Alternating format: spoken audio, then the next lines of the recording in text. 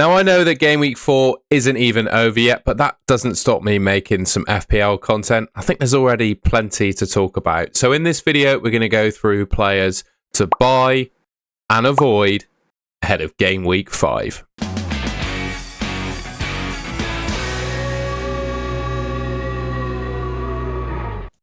All right, we're going to start off the video then by looking at some defensive options and stats. What I've got here is some clean sheet odds courtesy of Elevenify. I really like Elevenify.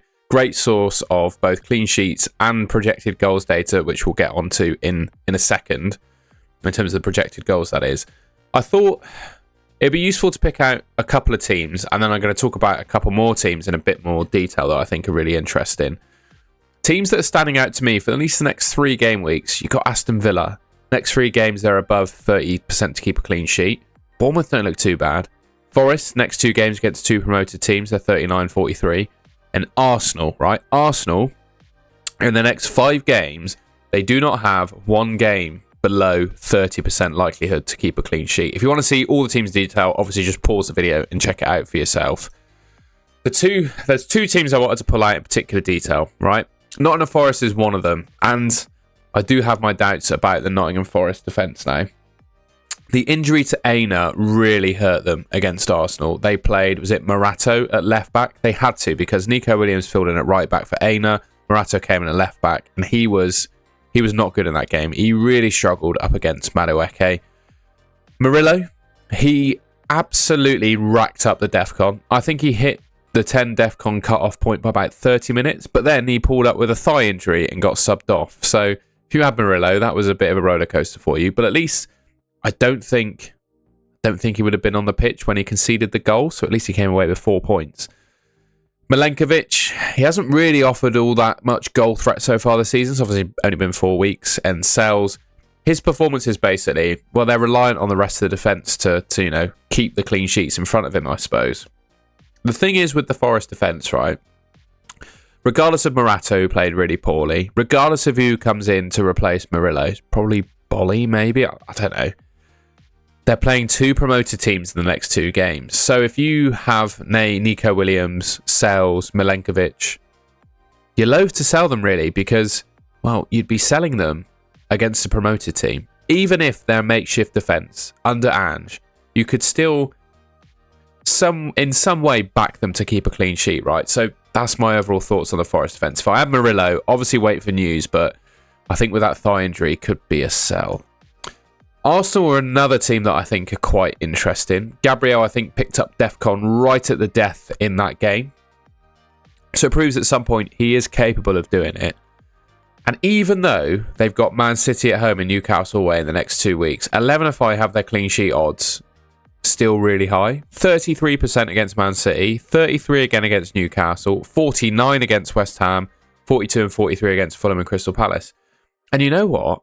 I can't say I disagree too much. They're not saying, when you look at clean sheet odds, more than 50% is this team is going to, more likely than not, to keep a clean sheet, right? So I guess against Man City and Newcastle, they're somewhat predicting them to concede. But at the same time, how many 0-0, or tight games have we seen between Man City and Arsenal? Newcastle away is probably the toughest one of those 5. And then they got West Ham, Fulham, Crystal Palace. I just think, even in those tough games as well, the way Arsenal set up, the quality of players they have in their defence and their midfield as well, they're just such a solid team. I genuinely think they could keep a clean sheet against anyone. And I think Arsenal defenders are on the menu, if they weren't already.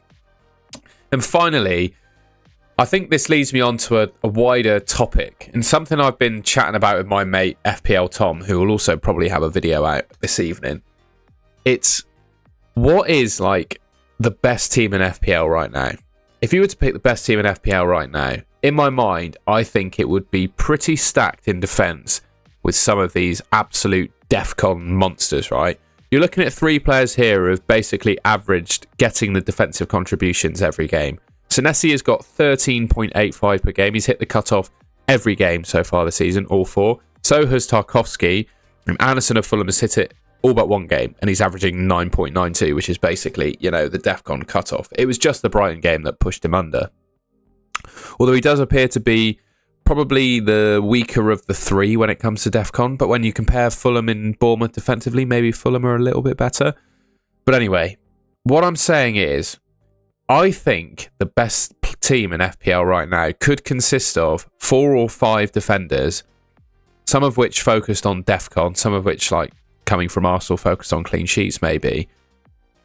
I just think that could be the best way to play FPL. I mean, these guys are getting 2 points per game from just getting DEFCON. They don't have to do anything else. They just show up to the game, do their job, and they get 2 points per game for doing it. And some of these teams as well, I think, are pretty solid defensively as well. Bournemouth, I think, is still learning their ways with their new personnel. Everton, when Branthwaite is back, I think Tarkowski is probably going to become the best defender in the game. I just think Michael Keane, even though they kept a clean sheet this week, I just think he can be a real liability. And with Branthwaite back, that just gives me much more confidence in the Everton defence. And obviously Anderson's really solid as well. Yeah, just a general talking point. I think the best team in FPL could be one with a really strong and bulked out defence. All right, so looking at some more attacking players and attacking data, I've got the projected goals data from Elevenify here. And does it tell a story? What it does is it just shows the top teams every week as top for projected goals, as you'd expect. They're the best attacks in the league, and they score goals regardless, really, of who they're playing against. So I don't think there's anything groundbreaking to see on these projections. You might be able to pick out little individual things that might decide a start or a bench in your team for Game Week 5. But there's a couple of things I want to pick out. A couple of teams that I want to talk about in a couple of fixtures, right? First one, Man City Game Week 6. This is a Game Week 5 video, so I'm not specifically going to talk about a Man City player as like a feature.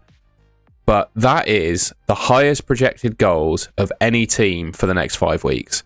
So that suggests to me that Erling Haaland in Game Week 6 is probably the best captain. And everyone, in my mind, needs to come up with a plan in order to get Erling Haaland in your team to captain him for Game Week 6. Because that is the highest projection for expected goals, right? That's all I'm going to say on that. Second, a team that have really impressed me this season have been Spurs. They signed Xavi Simons, they've got Kudus, they've got Tell, they've got Brennan Johnson, they've got Richarlison, they've got Solanke, other players that I probably haven't mentioned.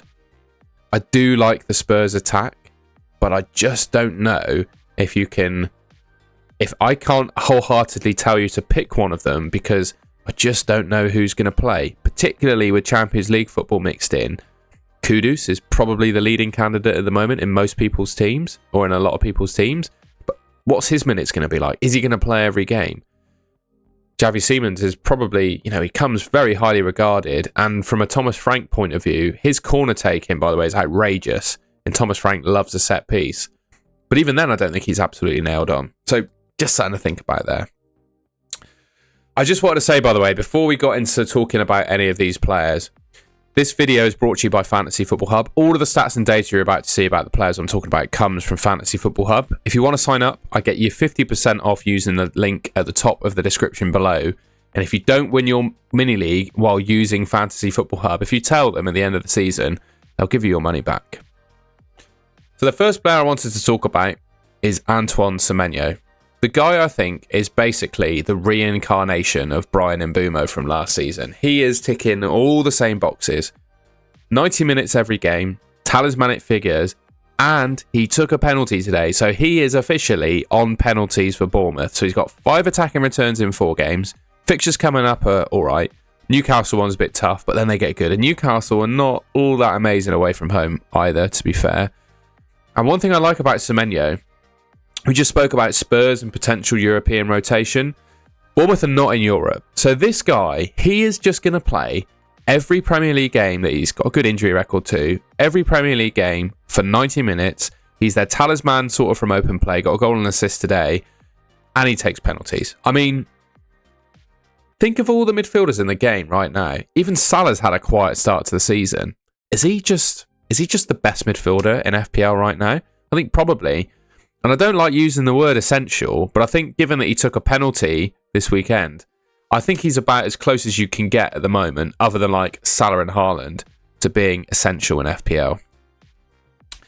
I needed to talk about these two as well, Rodgers and Watkins. 4 games, no returns for any of them. I've got both of them in my team at the moment, and it's painful. It's really painful.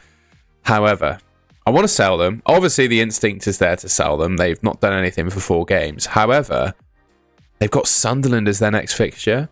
And I just know the way that FPL plays out, these 2 players, they're going to face Sunderland and they're going to do really well. If I sell them. If I don't sell them, they're going to blank. And if I do sell them, they're going to do really well. For me, though, I'm probably of the mind of keeping hold of Watkins, but potentially getting rid of Rodgers. Thing is, I'm looking to bring in Haaland for game week 6, right? My route to doing that is selling Watkins. I want Haaland because I want to captain him in game week 6. And I think selling Watkins for Haaland with the spare money I have makes sense. But Rodgers, I mean, look at the underlying numbers. 0.22 XG, 0.23. He's put up less than 0.5 expected goal involvements in 4 appearances. Yeah, he's been awfully quiet so far. Now, this isn't necessarily talking about Rodgers' replacements, but I think it's something I wanted to pick up on. And, well, it's two midfielders in the game right now that are looking really good. And I haven't added Papi Sarr from Spurs here, but I think he could be ticking this box as well. But again, he's part of the argument of, you know, the Spurs minutes and how they'll be shared. Will Papi Sarr play every game for Spurs? He does look good for DEFCON. Scored from a corner today. Does look good, but at the same time, is he going to play every game? These 2 I think will do, though. Caicedo's starting for Chelsea tonight. It is currently, I haven't even got a watch on. It's currently 8:15, so they're 15 minutes into their game. If he gets injured, I'm going to look like a bit of a mug. But what you've got here is 2 midfielders that I think are going to do exceptionally well for DEFCON and get the odd attack in return. And I'd probably put Paquetá in this category as well. So you've got Elliot Anderson, Caicedo and Paquetá, both at sort of sub 6 or 6 million-ish price, who are going to pretty much print either 2 points per game and get the odd attack in return. However, if I'm replacing Morgan Rodgers, I'm really looking at Rodri, and you are probably, if you watch this channel regularly, you're probably sick of me talking about Rodri. I feel a bit sick talking about him so much as well, but I genuinely think there's so much basis to what I'm saying here, and it would only be fair for me to, well, I've got to do it, haven't I, if I'm talking about him so much. But what we've got here is a player that in his last full season in the Premier League, the 23-24 season, he scored 8 goals and got 10 assists, right? So he got 18 attacking returns. Now, with Reinders in the team, I do think that shifts the dynamic of their midfield a little bit and probably means he gets a little bit less in the way of attacking returns. So maybe he gets 10, say, half of them in the Premier League. Still pretty good. And in addition to that, he is a bit of a DEFCON monster. The DEFCONs have been going down season on season. So in 21-22, he hit DEFCON in 70% of games. 22-23, it dropped down to 65. And in the last full season, it was 47. But because he got those 18 attacking returns to back it up, it meant that Rodri got 5.8 points per game in the last full season that he played, if DEFCONs were included. That's outrageous. That is basically a striker scoring a goal every game or a defender keeping a clean sheet every game. But averages out, rounds up, it's 6. Expect 6 points per game. I think he could be a really good option and potentially a game breaker. Now, he hasn't played yet this week, obviously, so you can't say with full certainty that he's going to be an option. He's coming back from a bad ACL injury. But, I mean, come on. I think those numbers, they speak for themselves. To round off the video, I just wanted to quickly talk about João Pedro. So he's starting at the moment in the Chelsea team against Brentford. I put the stats up because that's all we've got. 3 goals, 3 appearances, because he hasn't played at the time that I'm recording this video. We'll see what happens in that game. If he gets injured alongside Caicedo, I'm going to look a bit of a mug. But the one thing I wanted to say, and it kind of counts for Chelsea assets in general, but particularly João Pedro, because he's the most popular striker in the game. He's obviously had a really good start to things so far this season, been really good.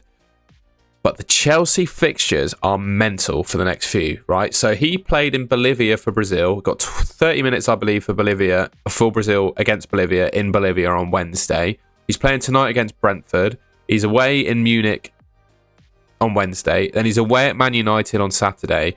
And then they go away. You probably think he gets a rest against Lincoln. It's just a question of, again, there's a rest. I think there's a rest somewhere in those next 2 games, to be completely honest with you. I'd be surprised if he started all 3. What I'm trying to say is I'm I'm just a little bit worried about João Pedro's minutes. He's the most popular striker in the game. I could not talk about it. All right, well, that's the end of the video. I finally got through it. I didn't talk about this during the video, but I've recorded this video twice already. Once I recorded it and I was on mute, and then once I recorded it, I've got a new microphone on the arm again, and all the settings were off, so the audio was terrible. This is about a 20-minute video, so I've recorded this twice now.